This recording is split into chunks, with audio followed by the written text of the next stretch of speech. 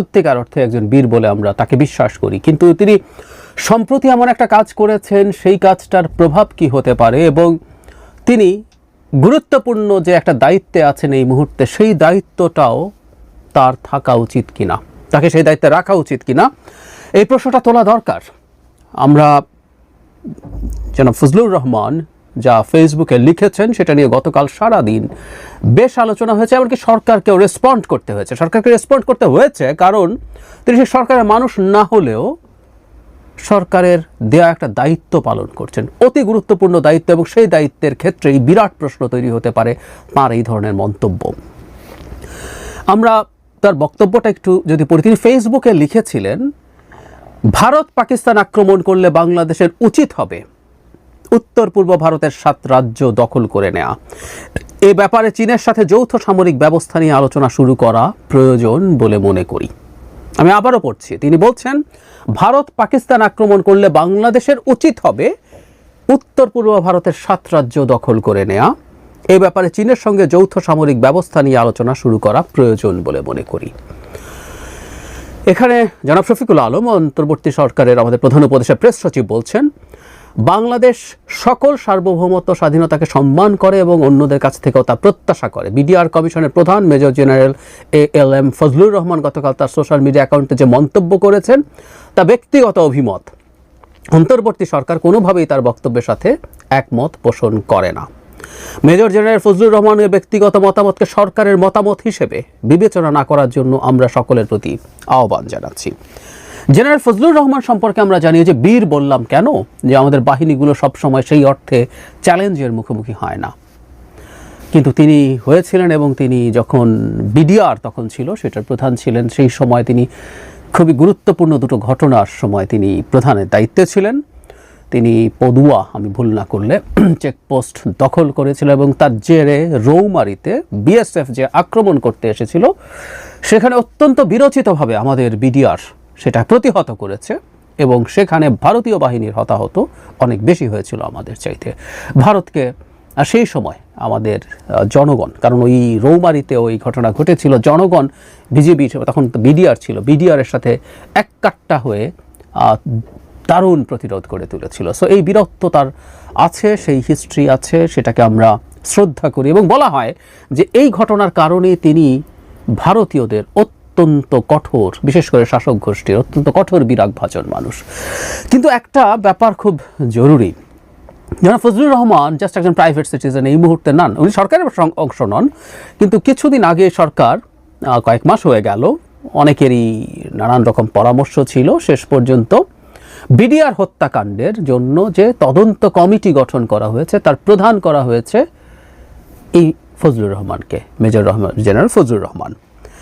মানে আমরা প্রথম থেকে বিডিআর হত্যাকাণ্ড নিয়ে একটা কথা বলতাম, সেটা হচ্ছে হত্যাকাণ্ডের ট্রিগার অনেক ক্ষেত্রে আমাদের বিডিআর সদস্যরা টিপেছেন, হত্যা করেছেন, নানান রকম নির্যাতন করেছেন, এগুলো ঠিক আছে, কিন্তু শুধুমাত্র একটা সোকল ডাল ভাত কর্মসূচির মতো একটা অজুহাতে এই বিভৎস ঘটনা ঘটিয়ে দেয়া যায়, যেখানে এতজন মিলিটারি অফিসার মারা গেছে। পৃথিবীর বিরাট বিরাট যুদ্ধের ইতিহাসেও এতজন অফিসার একসাথে মারা যাওয়ার হিস্ট্রি নেই। এটা শুধুমাত্র এই ডাল ভাত কর্মসূচি বা কিছু অন্য কোনো অসন্তোষের জন্য বিডিআরের জওয়ানরা এই ঘটনা ঘটিয়েছে, এটা অকল্পনীয়, এটা আমরা কেউ কখনো বিশ্বাস করিনি। ফলে দীর্ঘদিন থেকে এই আলাপ ছিল যে যারা হত্যাকাণ্ড করেছে, যারা বিদ্রোহ করেছে, তাদের বিচার হবে, কিন্তু ভবিষ্যতে জাতির নিরাপত্তার স্বার্থে একটা সিরিয়াস তদন্ত হওয়া দরকার, যেখানে আসলে আমাদের খুঁজে বের করতে হবে এর সাথে আর কে কে জড়িত আছে, কারা জড়িত আছে, কিভাবে জড়িত আছে, কোনো বহির্দেশের জড়িত থাকার স্কোপ আছে কিনা, এবং এই আলাপ আছে, এবং আমি এই আলাপটাকে সিরিয়াসলি তদন্ত করা প্রয়োজন বলেও মনে করি যে ভারত কোনো না কোনোভাবে এর সাথে জড়িত কিনা। ভারতের সেই রৌমারীর ঘটনার পর থেকে আমাদের বিডিআরের উপরে ক্ষুব্ধতা ছিল। নট অনলি দ্যাট, শেখ হাসিনাকে দীর্ঘ সময় ক্ষমতায় রাখার জন্য সেনাবাহিনীকে ভীষণ ভীতির মধ্যে ফেলার জন্য তাদের চেষ্টা থাকতেই পারে, লজিকলি থাকতে পারে। তাহলে সেই রকম একটা দেশের দিক থেকে, আবারও বলছি এগুলো তদন্ত সাপেক্ষ ব্যাপার, এগুলো হতেই পারে, কিন্তু কোনো বহিঃশক্তি এসে ভারত বা আর কেউ বাংলাদেশের এই পুরো ইন্টেলিজেন্সকে বাইপাস করে অথবা ইন্টেলিজেন্স ছিল সেটাকে গোপন করে এই ঘটনা ঘটিয়ে গেছে। আমরা যদি এই তদন্ত করে বের করতে না পারি আমাদের সেনাবাহিনী কি পরিমাণ ভালনারেবল সেটা আমরা আসলে বুঝতেই পারি, এবং সেটা থেকেই যাবে। সো এটার তদন্ত হওয়া দরকার ছিল, এবং জনাব ফজলুর রহমানের নেতৃত্বে একটা কমিটি তৈরি করা হয়েছিল। এখন যে বড় বিপদটা তৈরি হয়েছে, সরকার শুধু এটা ডিনাই করলে হবে বলে আমি মনে করি না, ফজলুর রহমান সাহেবকে পদে রাখা উচিত বলেও আমি মনে করি না। আমি আপনাদের অপিনিয়ন চাই, আমি আমার যুক্তিটা দেই, তারপর আপনারা আমার এই ভিডিওর মন্তব্যে অপিনিয়ন জানাবেন। ভারতের প্রতি তীব্র ক্ষোভ, এবং বিশেষ করে তিনি যে কথাটা বললেন, আমরা জানি কি না জানি না, জাতিসংঘের অধীনে যে কেউ কোনো একটা দেশ যদি আরেক দেশের সার্বভৌম যে বাউন্ডারি সেটার প্রতি হুমকি তৈরির কথা বলে, এটা একটা যুদ্ধ করার মতো পরিস্থিতি। আপনি যদি পদক্ষেপ নিতে যান তাহলে আপনার সভরেন যে বাউন্ডারি সেটা রক্ষা করতে হবে, সেটা রেসপেক্ট করতে হবে।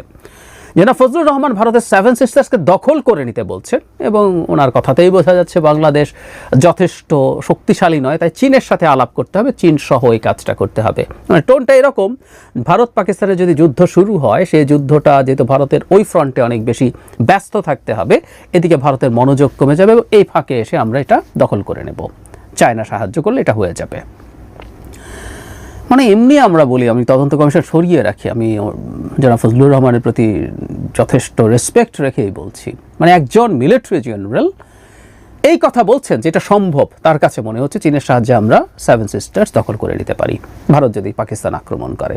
মানে ভারত পাকিস্তান আক্রমণ করবে এবং ভারত এই জায়গাগুলো সব অরক্ষিত রেখে চলে যাবে, ভারত চায়নার সাথে সব কিছু অরক্ষিত রেখে চলে যাবে, এবং আমরা সুরসুর করে দখল করে নিতে পারবো। এটা লিস্ট মিলিটারি নলেজ থাকলেও না কেউ আসলে এভাবে ভাবে না। উনি ভেবেছেন। তার চাইতে জরুরি কথা যেটা বলছিলাম, বিডিআর হত্যাকাণ্ডের সাথে যেহেতু ভারত একটা খুবই প্রাইম সাসপেক্ট কান্ট্রির মধ্যে একটা, ভারতের প্রতি অনেকের অঙ্গুলি নির্দেশ করা হয়, এবং আমি আবারও বলছি সাধারণ যুক্তিতে এটাকে যথেষ্ট লজিক্যাল বলে মনে হয়। ওই হত্যাকাণ্ডের সময় হিন্দিতে কথা বলছেন এরকম সাক্ষ্য দেন আমাদের নিহত সামরিক বাহিনীর অফিসারদের স্বজনরা, কয়েকজনের টেস্টিমনি ইউটিউবে পাওয়া যায়। সুতরাং এটার খুবই সম্ভাবনা আছে। এখন সমস্যা হচ্ছে জেনুইন একটা তদন্ত, ভালো একটা তদন্তেও যদি বেরিয়ে আসে যে ভারত এর সাথে জড়িত আছে এই হত্যাকাণ্ডের সাথে, সেই ক্ষেত্রে জনাব ফজলুর রহমানের মতো একজন মানুষ যিনি ভারতের অখণ্ডতা ধ্বংস করে ফেলে ভারতের সেভেন সিস্টার দখল করে নিয়ে আসতে চান, তখন কি সেই রিপোর্টে আর ক্রেডিবিলিটি থাকবে? জাস্ট আমরা নিউট্রালি কথা বলি, কারণ যিনি তদন্ত কমিশনের প্রধান হবেন তিনি একজন অনুরাগ বিরাগের বশবর্তী না হয়ে কাজটা করবেন, এরকমভাবে আমরা ধরে নিতে চাই, এটাই হওয়ার কথা।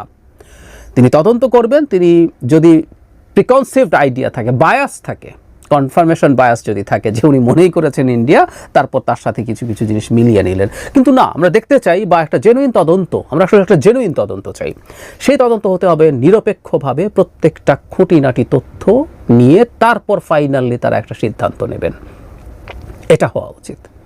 কিন্তু দেখা গেল এমন একজন মানুষ এখন এটাকে চেয়ার করছেন, যদি খুব ভালো তদন্তেও ভারত আসে, এটাকে খুব সহজেই প্রশ্নবিদ্ধ করার সুযোগ ভারত পাবে। বা এই প্রশ্ন কেউ যদি করে যে এইরকম ভারত বিদ্বেষী একজন মানুষ, যিনি ভারত বিদ্বেষী অনেক মানুষ এই দেশে আছে, ভারতের প্রতি বিদ্বেষ ভারত নিজে তৈরি করেছে, কিন্তু যে ভারতের সেভেন সিস্টার্স দখল করে নিতে বলছে এখনও, সেই মানুষটা একটা তদন্ত কমিটি লিড করছেন। আমি ব্যক্তিগতভাবে মনে করি তাকে অচিরেই এই তদন্ত কমিশন থেকে সরানো উচিত, তাকে বুঝিয়ে, তাকে ব্যাপারটা, উনি একটা ডিজাস্টার করে ফেলেছেন। একই ধরনের একটা ডিজাস্টার একবার একজন উপদেষ্টা করেছিলেন যারা মাহফুজ আলম, মানে সব কিছু তাদের অখণ্ড ভারত আছে আর আমরা এগুলো সব সেই পুরনো সীমানা নিয়ে দিয়ে উনি স্ট্যাটাসটা সরিয়ে ফেলতে হয়েছিল, এগুলো বালখিল্য।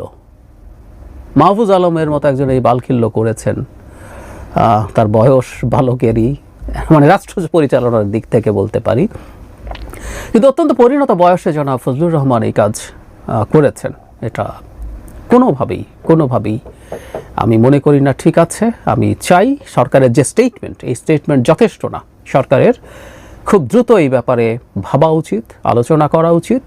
এবং আমি আবারও বলছি, আমি মনে করি না তার আর এই কমিশনটাকে লিড করা উচিত। আপনারা যদি এটাকে যৌক্তিক মনে করেন, আপনাদের মতামত জানাতে পারেন। আর কেন যৌক্তিক না সেটা যদি হয়ে থাকে তাহলে সেটাও জানান। আমাদের একটা কথা মনে রাখতে হবে, বাংলাদেশে যখন একটা কমিশন তৈরি হয়, এটা শুধুমাত্র আমরা না বা ভারতও না, এটা আমরা চাইবো সেটা যদি সেই মান হয়, সেটা আমরা সারা পৃথিবীতে দেখাতে চাই।